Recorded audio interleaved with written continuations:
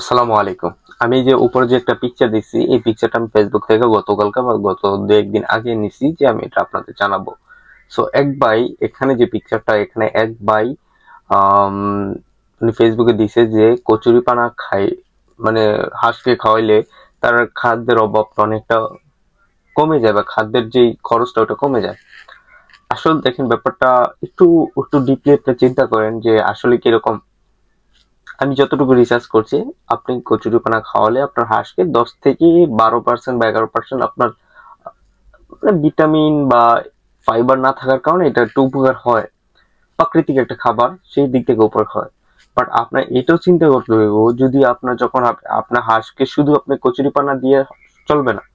অনেক মানুষ দেখে যে এরকম পোস্ট দেখা যে আমি কচুরিপানা খাওয়াই হাঁস পালবো, আসলে ব্যাপারটা এরকম না। ওই ভাই যেটা বোঝাইছে যে খাবারের যেই মানে কিছুটা কমে আসে, যে কচুরিপানা খাইলে তার পেটটা একটু ভরবে, এতে করে খরচটা একটু কমে যায়। মানে যে খাবারের একটা খরচ থাকে ওটা হালকা একটু কমে।